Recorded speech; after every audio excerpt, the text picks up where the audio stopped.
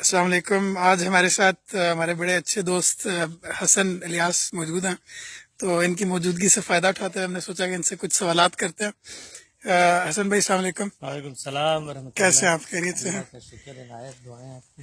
अच्छा, सवालात मतलब जनरल नोयत के हैं। मुझे उम्मीद है कि आप उनका आंसर कर सकेंगे, करेंगे कि गांधी साहब से मुतल्लिक एक तो ये चीज़ बड़ी प्रेवलेंट है, लोग समझते हैं कि गांधी साहब की फ़िक्र में बहुत सारी चेंजेस आई हैं। उन्होंने पहले एक बात लिखी, फिर उसके बाद उन्होंने सुन्नतों की फहरिस्त में भी चेंजेस होती रही। किताब मिज़ान के कई एडिशन आ चुके हैं, उसमें बहुत सारी तब्दीलियाँ हो चुकी हैं।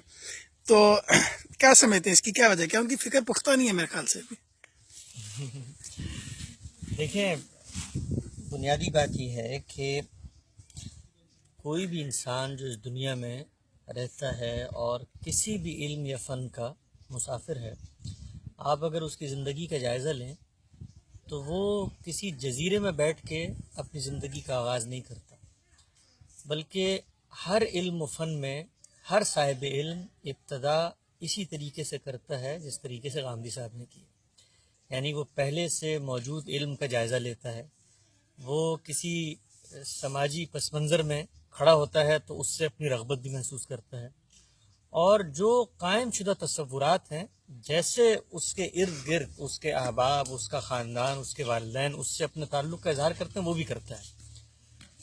ये वक्त गुज़रने के साथ साथ इंसान का जैसे ही जो फ़िक्री ज़ाविया नज़र है वो पुख्ता होना शुरू होता है, तो उसको ये इदराक होता है कि वो चीज़ों का क्रिटिकल एनालिसिस करे, तनकीदी जायज़ा ले, चीज़ों का तज्ज़ियाती मुताला करे और हक़ाइक़ को परखे।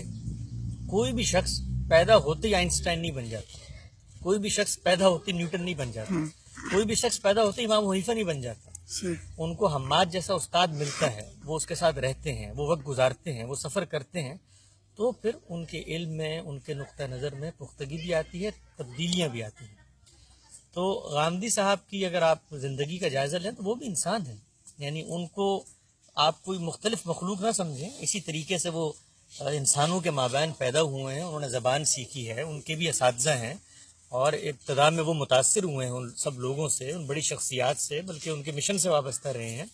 लेकिन जब उनमें ये सलाहियत पैदा हुई कि वो चीज़ों का तनकीदी मुताला करें, तो उन्होंने उसका तनकीदी मुताला किया, और मुताला करने के बाद जो उनकी फ़िक्र उसके बाद सामने आई वो छपी भी मौजूद है, छुपी भी नहीं है।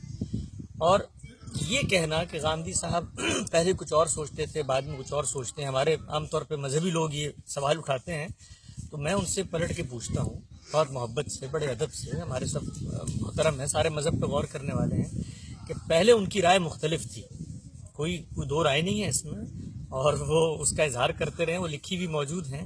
ये जो अब मुख्तलिफ हुई है, ये उलमा के दलाइल देने के बाद मुख्तलिफ हुई है। यानी ये जो इख्तलाफ उनकी फ़िक्र में पैदा हुआ है, मतलब कहने वाले अगर ये कहते हैं कि भाई गांधी साहब पहले कुछ और कहते थे, अब कुछ और कहते हैं, तो ये अब जो कुछ और कहते हैं ये आपके बराहीन और आपके दलाइल और आपकी जो हुज्जतें हैं वो तमाम होने के बाद उन्होंने राय तब्दील की है। ये उनका अपना फिक्री सफ़र है, तो इस पे आपको खुश होने की ज़रूरत नहीं है। एक आदमी ने दयानतदारी से भाई एक चीज़ को समझा है, अब वो उसको नहीं समझता, पहले भी दलाइल से बयान करता था, अब भी दलाइल से बयान करता है। तो हमारे जो मजहबी लोग हैं उनको अब इससे ऊपर उठना चाहिए, वो लोगों को लोगों की नज़रों में छोटा दिखाने के लिए कि देखें पहले तो ये कहते थे, अब तो ये कहते हैं, तो इनकी ये बात माने, वो बात माने नहीं, आप उनकी वो बात माने जो वो दलील से पेश कर रहे हैं। लेकिन एक आम बंदा जो है, जैसे मेरे जैसा एक आम बंदा जो है, वो 2007 में गांधी साहब की एक मिज़ान में कोई चीज़ पढ़ता है। मैं मिसाल के तौर पे आपको बताता हूँ कि जैसे नो मौलूद के कान में अजान देने वाला मामला, तो उसमें वो कहते हैं कि वो सुन्नत की फहरिस्त में शामिल करते हैं। उसके बाद 2014-15 में या उसके करीब किसी लगभग मैं दोबारा मिज़ान पढ़ता हूँ तो उसमें से वो निकल चुकी होती है। एक आम बंदा क्या करे? गांधी साहब की जब फिक्र एक फाइनल मरहले में आएगी तो उसके बाद के लोग, जो आने वाले लोग, तो इसमें कंफ्यूज रहेंगे कि वो पहले कोई चीज़ कहते रहे, बाद में कुछ और कहते रहे, कौन सी चीज़ उनकी मानी जाए, क्या किया जाए? देखिए, मुझे बड़ी खुशी हुई कि आपने ये जो बहुत बड़ा एक दावा किया जाता है कि उनकी फ़िक्र में बड़ी तब्दीलियाँ हो गई, और जो कोई उन्होंने अपनी किताब मीज़ान में लिखा है उसमें से ले देकर जो एक चीज़ बरामद की जाती है वो ये है कि जी नो मौलूद के कान में जो अजान है वो पहले सुन्नत मुतवातरा की फहरिस्त में शामिल थी और अब वो निकाल दी गई है। तो ये बड़ी अच्छी बात है कि جو سب ملا کر کل سرمایہ تنقید ہے وہ یہ ایک چیز ہے. تو دیکھیں اس پہ عرض یہ ہے کہ ایک شخص نے جو کام کیا ہے پہلے آپ اس کی کنٹریبیوشن کو دیکھیں. وہ کام کیا کر رہا ہے؟ وہ کام یہ کر رہا ہے کہ ماضی کے علم کے جنگل کے اندر، یعنی علم کا ایک ذخیرہ ہے، جنگل ہے، اس میں ہزاروں چیزیں پڑی ہوئی ہیں، ان میں سے وہ محنت کر کے، اصول متعین کر کے، کاٹ چھانٹ کر کے وہ حقائق برآمد کر کے آپ کے سامنے لے کر آتا ہے. وہ یہ کہتا ہے کہ مذہب اگر ہمیں ملا ہے تو بہت محکم بنیادوں پر ملا ہے، وہ اللہ کے رسول نے دیا ہے، اس میں جو عملی چیزیں ہیں ان کو عمل سے منتقل ہونا چاہیے.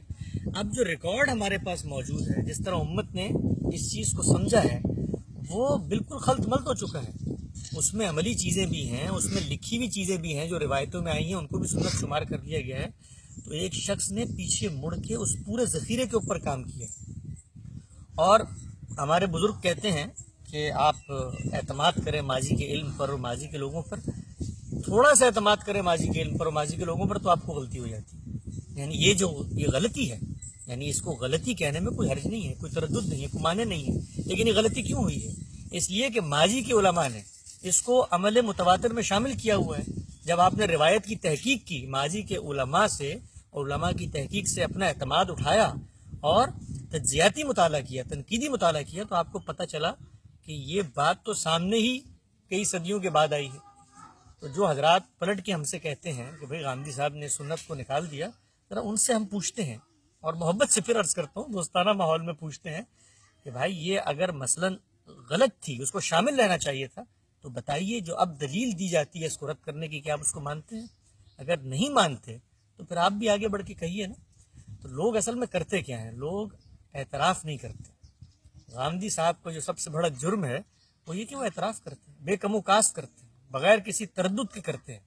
ان کو اس سے کوئی پرابلم نہیں ہے کہ انہوں نے کیا وجہ ہے اس کی وجہ یہ ہے کہ ان کو کوئی اپنا مکتبہ فکر نہیں بنانا. ان کا کوئی فرقہ نہیں ہے کہ لوگوں کو پتہ چلے کہ جی کل ان کی ایک رائے تھی اور آج تبدیل ہو گئی ہے تو وہ لوگ ان کو چھوڑ کے چلے جائیں گے. وہ پوری دنیا ان کو چھوڑ جائے، وہ ان کا سایہ بھی ان کو چھوڑ جائے.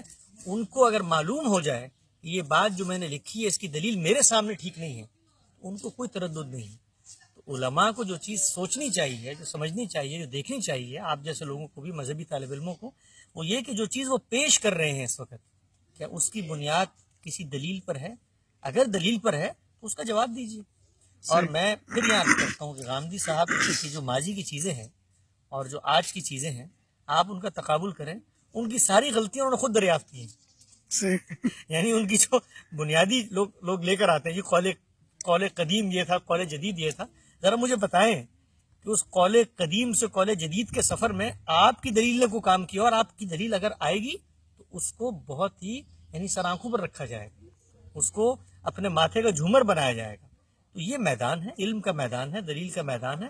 اس میں یہ جو باتیں ہوتی ہیں لوگوں کو متوائش کرنے کے لیے، ان کی فکر کمزور ہے، ان کی فکر جو ہے، میں آپ سے عرض کروں، یہ میرے آپ کے دعوے یا دلیل سے کسی کی فکر کمزور یا مضبوط نہیں ہوگی.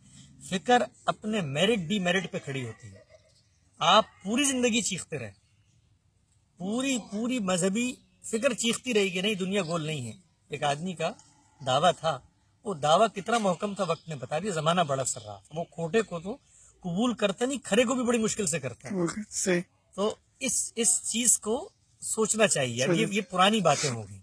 اچھا، اس میں کیا گاندھی صاحب کے ہاں ان کے جو مبادیات ہیں اس میں بھی کوئی فرق آیا؟ مطلب یعنی ایک تو یہ نا کہ ان کی اپلیکیشن میں انہوں نے ان کو اپلائی کیا، پھر کان میں نو مولود کے کان میں اذان کو فار ایگزامپل انہوں نے بولا کہ یہ سنت میں شامل نہیں تھی. لیکن کیا ان اصولوں میں بھی کہیں پہ فرق آیا ود دا ٹائم؟ جو بنیادی اصول تھے ان کے مبادیات تھے.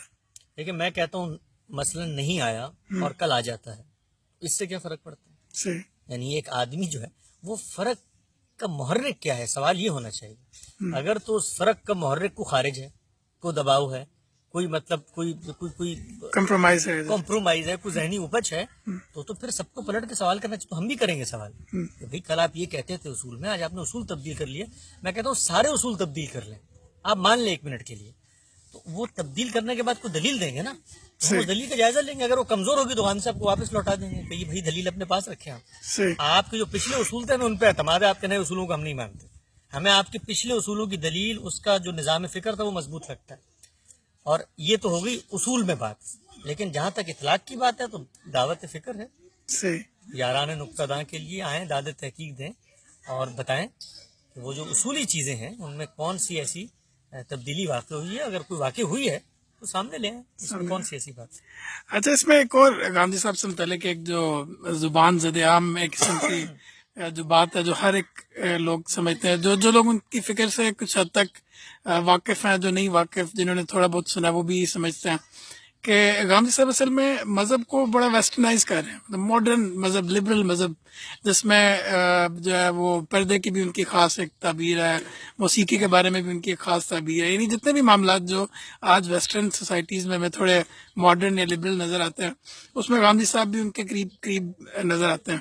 تو یہ اس کے بارے میں آپ کا کیا خیال ہے؟ دیکھیے، گاندھی صاحب نے ایک بہت مختصر آرٹیکل لکھا ہے اسلامی تہذیب کے عنوان سے. اس میں انہوں نے بتایا ہے کہ جو مغربی تہذیب ہے، اگر آپ اس کا غیر جانبدارانہ جائزہ لیں تو وہ کون سے یعنی اس معاشرے کے اجزائے ترکیبی ہیں جس سے وہ ان کا سوشل فیبرک بنا ہوا ہے. وہ 3 ہیں: ایک حفظ مراتب، ایک حفظ فروج، اور تیسرا امر بالمعروف و نہی عن المنکر. یہ 3 تصورات ہیں جو مسلم معاشرت یا مسلم تہذیب اور موجودہ مغربی تہذیب کے اندر، جس کو آپ کہتے ہیں مفارقت پیدا کرتی ہے، حد فاصل لے آتی ہے. ان 3 چیزوں میں ہمارا ان سے اختلاف ہے. تو اب اس کو دیکھ لیتے ہیں اپلائی کر کے کہ ان 3 چیزوں کے بارے میں، یعنی مغرب حفظ فروج کے بارے میں حساس نہیں ہے. وہاں پر آپ جنسی داعیات کے ساتھ یہ تقاضے پورے کرنا چاہتے ہیں تو اس پر وہ قطعاً پابندی نہیں ہے جو مذہب لگاتا ہے. معاشرے کی بات کر رہا ہوں. مغرب کا تجزیہ بھی ہم بہت ہی، جس کو آپ کہتے ہیں، وہ اپنے گھروں میں بیٹھ کے کرتے ہیں. مغرب میں جب جائیں اور مغرب میں جا کر جائزہ لیں تو وہاں پر بھی جو مذہب موجود ہے، مطلب عیسائیت موجود ہے یا یہودیت موجود ہے، ان کے خاندانی اسٹرکچر، ان کے آدرش، ان کے نسب العین بہت مختلف ہیں اس سے جو ہمیں عام طور پہ ہمارے علماء بتاتے ہیں. لیکن مغربی سوسائٹی کے اندر، یعنی آپ جب ایک تاثراتی جائزہ لیتے ہیں تو آپ کو نظر آتا ہے سماج کے اندر، تو اس حفظ فروج کے آپ دیکھتے ہیں کہ وہ حساسیت وہاں نہیں ہے. تو اب میں پلٹ کے پوچھتا ہوں کہ حفظ فروج کے بارے میں غامدی صاحب نے کیا دین، مذہب، شریعت کا نقطہ نظر پیش کیا ہے یا مغرب کا نقطہ نظر پیش کیا ہے؟ یعنی ان کی اپنی کتاب میں قانون معاشرت موجود ہے، اس میں میل جول کے آداب موجود ہیں، اس کے اندر حفظ فروج موجود ہے، اپنی شرمگاہوں کی آپ نے نگہداشت کیسے کرنی ہے، ان کی نگرانی کیسے کرنی ہے، یہ بتایا گیا ہے. پھر اس کے بعد جو آداب شریعت محمدیہ نے طے کیے ہیں ان کو انہوں نے لکھا ہے، بیان کیا ہے. تو حفظ فروج میں ان کا مختلف نقطہ نظر ہے. حفظ مراتب، خاندان کا ادارہ، آپ نے کیسے آگے بڑھنا ہے، آپ کے ہاں جو رشتے ہیں ان کے درمیان کیا اتحاد اور تحابب کے دھاگے بنیں گے، اس پہ کوئی اختلاف کیا ہے، اس پہ کوئی مختلف نقطہ نظر بیان کیا. امر بالمعروف نہیں عن المنکر، یعنی آپ نے گناہوں کو ہونے دینا ہے. آپ کے اندر اپنے بارے میں، اپنے خاندان کے بارے میں، اپنے دائرے اختیار میں لوگوں کے بارے میں حساسیت نہیں ہوگی. تو لوگ یہ عام طور پہ دعویٰ کر دیتے ہیں کہ جی وہ مغرب، ان کی جو فکر ہے، ان کی فکر آپ اگر جائیں اور ان لوگوں کو بتائیں کہ یہ فکر ہے گاندھی صاحب کی، تو سب سے زیادہ مخالفت دنیا میں اگر کوئی کرے گا تو وہ مغربی تہذیب کے پروردہ لوگ کریں گے. لیکن دیکھیں، یہ ایک تو ہے کہ اس کا وہ کھلے عام حفظ فروج کے معاملے میں وہ انکار نہیں کرتے. میرے خیال سے کوئی بھی نہیں کر سکتا جتنا کلیئر قرآن پاک میں اسلام نے اس کے بارے میں رہنمائی کی ہے. لیکن اگر جو شروع کی جو چیزیں ہیں، جو یعنی کہہ سکتے ہیں سد ذریعہ کی جو چیزیں ہیں، ان میں اگر وہ آسانیاں پیدا کرتے ہیں، جیسے پچھلے دن ان کی ایک ویڈیو پہ بڑی کرٹیسزم ہوئی کہ انہوں نے جو فیمیل سے ہاتھ ملانے کے معاملے میں انہوں نے تھوڑی سی رعایت کی بات کی، یا اس طرح جیسے بھی چہرے کا پردہ ہے یا سر کی اوڑھنی کے متعلق ان کی جو رائے ہے. تو ایسا محسوس ہوتا ہے کہ وہ شروع کی چیزوں کو ہٹا رہے ہیں، وہ ایونچل جو اس کا جو آخری نتیجہ اس کو بے شک وہ نہیں کہہ رہے کہ وہ نہیں ہونا چاہیے یا اس کے معاملے میں کوئی ان کے ہاتھ دو رائے نہیں ہے، لیکن جو شروع کی چیزوں کو ہٹاتے جا رہے ہیں. تو یہ کیسے ممکن ہے کہ ایک انسان شروع کی چیزوں سے نہ بچے اور آخری چیز سے بچ جائے؟ اچھا، میں ایک چیز اور بتانا چاہتا ہوں. میں پچھلے دنوں گیا ہوا تھا مغرب میں، رہنے کا اتفاق ہوا، وہاں سفر کرنے کا موقع ملا. تو میں ذاتی تجربہ اپنا آپ کو ذاتی تجربہ شیئر کر رہا ہوں کہ میں 2016 میں گیا امریکہ اور تقریباً کافی سفر کیا وہاں پر. تو جو سب سے بڑا مسئلہ مجھے بطور مسلمان اس وقت درپیش رہا وہ کھانے پینے کا تھا. یعنی جس ایئرپورٹ پہ جاؤں، جو میرے اس وقت میزبان تھے وہ بلا تکلف جاتے تھے اور کچھ بھی کھا لیتے تھے. اور میرا کیا مسئلہ تھا کہ میں اپنے استاد کی ہدایات کے مطابق تسمیہ اور تزکیے کے بغیر کسی گوشت کو ہاتھ نہیں لگا سکتا. ٹھیک ہے نا. اچھا مغرب میں رہنے والے مسلمانوں کو آپ پوچھیں کہ اگر سب سے بڑی ان کو رخصت دی جائے تو وہ کیا ہوگی؟ وہ ایک ہی رخصت ہوگی, وہ یہ کہ ان کو یہ ذبیحہ حلال کے نام پر گوشت وہاں ملتا ہے یہ کھانے کی اجازت دے دی جائے, جس میں یہ شرط نہیں ہے کہ اس کو کسی نے اللہ کا نام لے کے تزکیہ کر کے ذبح کیا. تو اتنی بڑی مشکل جو مغرب میں مسلمانوں کی ہے اس کو تو غامدی صاحب حل کر نہیں سکے. تو باقی آپ کیا توقعات رکھتے ہیں؟ تو میں یہ عرض کرتا ہوں لوگوں سے جنہوں نے توقعات وابستہ کی ہوئی ہیں وہ آسانیاں پیدا کریں گے, وہ بڑی غلط فہمی ہے. یعنی اتنی چھوٹی سی چیز پہ وہ آسانی پیدا نہیں کر سکے تو باقی چیزوں پہ کیا کریں گے. جہاں تک آپ کے سوال کا تعلق ہے, دیکھیے بات یہ ہے کہ جب آپ کسی چیز کو غلط آرگومنٹ سے پیش کریں گے تو یہ ضروری ہے کہ اس کا صحیح آرگومنٹ واضح کیا جائے. جب آپ ایک خاتون کو یہ کہیں گے کہ وہ پردہ نہیں کر رہی اور گناہگار ہو رہی ہے اور یہ دین اور شریعت کا حکم ہے, تو پھر آپ سے پلٹ کے سوال ہوگا یار آپ بتائیں یہ کہاں لکھا ہوا ہے شریعت میں, یہ کہاں لکھا ہوا ہے دین میں. تو جب آپ اس کی دلیل دیں گے سورہ احزاب کی آیات سے تو اگلا آپ کو کہے گا کہ ان آیات کو ذرا آگے پیچھے سے ملا کر پڑھیے, ان میں کیا حکم دیا گیا ہے. تو سد ذریعہ یہ نہیں ہوتا کہ میں اٹھوں اور اٹھ کر آپ کے اوپر کوئی حکم لگانا شروع کر دوں کہ نہیں آپ کی بقا کے لیے. سد ذریعہ آپ کسی چیز سے بچانا چاہتے ہیں نا, تو پہلے آپ اس کو کوالیفائی کیجیے کہ بھئی انسان کا چہرہ جو ہے وہ اصل میں جنسی داعیات پیدا کرنے کا باعث بنتا ہے. یہ آپ کا مطلب پورا مقدمہ کیا ہے؟ پورا مقدمہ یہی ہے نا کہ چہرے کے ذریعے جنسی داعیات پیدا ہوتے ہیں, تو آواز کے ذریعے کیوں نہیں ہوتے؟ اچھا چہرے کے ذریعے ہوتے ہیں تو ذرا پلٹ کے پوچھتا ہوں عورت کے چہرے سے کیوں ہوتے ہیں, مرد کے چہرے سے کیوں نہیں ہوتے؟ تو یہ آپ پوری شاعری پڑھیں, ذرا فارسی ادب پڑھیں اور چیزیں پڑھیں, وہاں تو محبت اور رغبتوں کا سارا میلانی مردوں کی طرف ہے. تو یہ مطلب یہ کوئی بچوں کا کھیل نہیں ہے کہ آپ اٹھے ایک یہاں سے لیں وہاں سے لیں, جی دلیل آئی ہے سورہ احزاب کے اندر وہ جلباب تھا, اب جلباب سے منہ چھپانا ہے اور منہ چھپانے کے یہ فائدے ہیں, لہٰذا سد ذریعہ کے حکم پہ پوری امت مسلمہ پہ آپ نے چہرہ کھولنے کو حرام قرار دے دیا. تو غامدی صاحب جو کام کرتے ہیں وہ بہت سادہ کام ہے, بہت سمپل کام ہے. وہ یہ ہے کہ وہ اصل آرگومنٹ کو واضح کر دیتے ہیں. اصل آرگومنٹ واضح ہو گیا, اب آپ اس کے بعد کسی بات کو جب بیان کریں گے کہیں گے میرا فہم ہے بھائی, یہ میرا فہم ہے, یہ میرا استنباط ہے, یہ میرا استخراج ہے, میں یہ کہتا ہوں کہ یہ کام کرنا چاہیے, پھر دوسرا آپ کو بطور انسان اختلاف کرے گا. یہاں ایسا نہیں ہوتا, یہاں پر آپ ایک بات کرتے ہیں اور اس کے ساتھ اللہ اور اس کے رسول کو کھڑا کرتے ہیں, یہ ان کا حکم ہے. وہ آپ دوسرے کو کہہ رہے ہیں کہ وہ نافرمان ہے, وہ خدا سے جنگ مول لیے ہوئے ہیں. تو یہ جتنے مسائل ہیں, آپ موسیقی کی بات کرتے ہیں, بھائی موسیقی حرام ہے, بڑی اچھی بات ہے, اللہ نے حرام کی ہوتی ہے ہم قبول کر لیتے, کہاں لکھا ہے اللہ نے کیوں حرام ہے؟ اس کا ریشنل ہونا چاہیے, کوئی آرگومنٹ ہونا چاہیے, کوئی پروف ہونا چاہیے. وہ پروف ہمیں مل جاتا تو ہم امتثال امر میں سر جھکا لیتے, اپنے کانوں میں انگلیاں ٹھوس لیتے, کبھی کوئی موسیقی نہ سنتے. لیکن پھر پلٹ کے سوال تو کرتے نا, یہاں نہ کرتے قیامت میں کرتے, اللہ سے پوچھتے کہ بھائی یہ زینتیں آپ نے باقی حلال کی ہوئی, ایک حرام کر دی. تو یہ ساری چیزیں لوگ کہہ تو دیتے ہیں, ذرا اندر اترے نا, کون سی حدیث ہے, کون سی آیت ہے جس سے موسیقی حرام ہوتی ہے, اس آیت اور حدیث کی تعلیل کی جاتی ہے, تو پھر کہتے ہیں کہ بھئی ایک نئی فکر پیش کر رہے ہیں.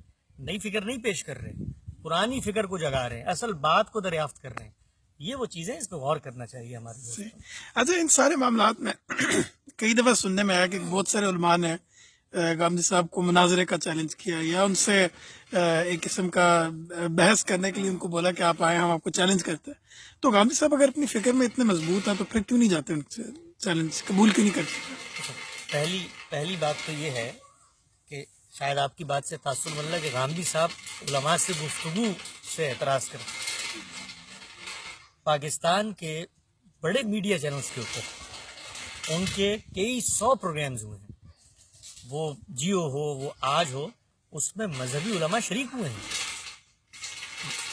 مذہبی علماء اس میں شریک ہوئے ہیں اور انہوں نے ان سے گفتگو کی ہے. 20 ویڈیوز ہیں, آپ دیکھیے اس میں علماء بیٹھے ہوئے, بڑے علماء بیٹھے ہوئے, وقت کے عہد کے بڑے علماء بیٹھے ہیں, اپنے افکار کے یا اپنے مکاتب فکر کے سرخیل ہیں وہ بیٹھے ہوئے ہیں, وہ گفتگو کر رہے ہیں. تو غامدی صاحب نے تو کبھی اعتراض نہیں کیا. آپ میں سے جو چاہے, جو عالم چاہے ان سے بات کرنا چاہتا ہے وہ بات کرے, ہمیشہ انہوں نے بات کی. لیکن میں پلٹ کے پوچھتا ہوں, اس سب کے باوجود بات کی ہے کہ وہ جو گفتگو کرنے کے لیے آیا ہوا ہے وہ یہ مان کے آیا ہوا ہے کہ مجھ سے غلطی نہیں ہو سکتی. آپ ذرا تصور کریں, آپ میرے پاس گفتگو کرنے آئے اور آتے ہی پہلے اس اصول کو نہ مانے کہ میں غلط ہو سکتا ہوں, تو آپ بتائیے کہ گفتگو آگے بڑھ سکتی ہے؟ گفتگو بڑھ ہی نہیں سکتی. وہ گفتگو ہو کے ختم ہو جائے گی. آپ اس نیت سے ہی نہیں آئے کہ آپ اس بات کا غیر جانبدارانہ جائزہ لیں کہ میری مانی ہوئی باتیں بھی غلط ہو سکتی ہیں. جب آپ یہ نہیں کرتے تو گفتگو ہو یا گفتگو نہ ہو اس سے کوئی فرق نہیں پڑتا. غامدی صاحب نے جو کچھ کہنا ہے وہ لکھا ہوا موجود ہے, ان کی کتابوں میں موجود ہے. تو کوئی شخص گفتگو کرنا چاہتا ہے تو ان کی کتابوں کو پڑھے, اس میں اگر کوئی دلیل ان کو لگتی ہے بے وزن ہے تو اس کے اوپر تنقید کرے. آج تک آپ دیکھیں, میں دعوے سے کہتا ہوں اور بطور طالب علم کہتا ہوں, آج ہی سے کہتا ہوں کہ میں شاید ہی کوئی تنقید ہو جو غامدی صاحب کے اوپر لکھی گئی ہو اور میں نے اس کو نہ پڑھا. اور یہ میں اس لیے نہیں کرتا کہ وہ ہمارے استاد ہیں, ہم پڑھنے کے بعد ان کا دفاع کریں, اللہ جانتا ہے اس لیے نہیں کرتا. اگر اس لیے کروں یا ہمارا کوئی بھی وہ آدمی جو غامدی صاحب کی افکار سے محبت رکھتا ہے اس لیے کرے تو وہ متنبع ہو جائے کہ خدا کے یہاں اس کی پکڑ قریب ہے. وہ اس جذبے میں کر رہا ہے کہ وہ ایک شخص کا دفاع کرے گا. نہیں, ہم اس لیے کرتے ہیں کہ اگر ہم کسی کی دلیل کو ٹھیک مانتے ہیں تو جائزہ لیں, اس کو بتائیں, جا کر اس کی خیرخواہی میں بتائیں کہ بھائی یہ جو آپ نے بات لکھی ہے تو کمزور ہے, دیکھیں دوسرے کی دلیل مضبوط آ گئی. اللہ جانتا ہے. اور میں آپ کو بتاؤں, میں غامدی صاحب کے ساتھ رہتا ہوں, ان کے ساتھ وقت گزارتا ہوں, ان کی علمی تحقیقی چیزوں میں ان کے ساتھ کام بھی کرتا ہوں. میں نے آج تک ان کو کسی اور معاملے میں بےتاب نہیں پایا سوائے تنقیدات پڑھنے. یعنی کوئی تنقید آئی ہو, یہ ہو نہیں سکتا کہ ان کی نظر سے اوجھل ہو. وہ طالب علموں کو بھی دعوت دیتے ہیں کہ اس تنقید کو پڑھیں اور جائزہ لیں, اپنی فکر کا جائزہ لیں. اگر اس میں کوئی بات کمزور لگتی, کیوں یہ سب کیوں ہوتا ہے؟ اس لیے کہ ہمارے پیش نظر کوئی کوئی فرقہ بنانا ہی نہیں ہے. ہم لوگ اس لیے نہیں اٹھے کہ ہم لوگ 6 فرقے موجود تھے تو 8واں فرقہ ہم بنا کر کھڑے ہو جائے. نہیں, ہم اس لیے نہیں اٹھے. ہم اس لیے اٹھے, ہم جو ہے نا وہ ٹروتھ سیکر ہیں, ہم متھ بسٹر ہیں, ہم حقائق کو جاننے والے ہیں. تو ہمارا کام کیا ہے, دیانت داری سے, سچائی سے جو بات لگے. اور یہی وجہ ہے کہ پہلے جو بات ہمیں درست لگتی تھی ہم اس کو ببانگ دہل بیان کرتے تھے, اس پر کھڑے ہوتے تھے, اور ہم نے وہ چیزیں چھپائی نہیں ہیں, وہ سب لکھی بھی موجود ہیں. اس لیے کہ وہ ہمیں انسان بناتی ہیں, ہمیں بتاتی ہیں کہ ہم کمزور ناتواں مخلوق ہیں. ہم خدا کی طرف سے دی ہوئی ہدایت کو جاننے کا سفر طے کرتے ہیں. اس سفر میں غلطی بھی کھا سکتے ہیں, لیکن وہ غلطی آپ مجھے بتائیں گے دلیل سے تو میں مانوں گا. دھونس سے, زبردستی سے, جبر سے, اور یہ کہہ کر کہ نہیں یہ تو بڑوں سے مختلف ہوگا, یہ تو پہلوں سے مختلف ہے. بھئی پہلے بہت اچھے تھے, پہلے بڑے مضبوط تھے, ان کی دلیل بتا دیجئے نا. ان کی دلیل مضبوط تھی تو میں سر جھکاؤں گا اس کے ساتھ, جب سائیں کروں گا, میں اس کو آنکھوں پہ رکھوں گا. لیکن اگر ان کی دلیل مضبوط نہیں تھی تو محض یہ کہہ کر کہ بڑوں نے کہا ہے, پہلوں نے کہا ہے, کیسے مان سکتے ہیں؟ یہ ہمارے شرف انسانیت کے خلاف ہے. صحیح, بہت شکریہ حسن بھائی, بہت شکریہ.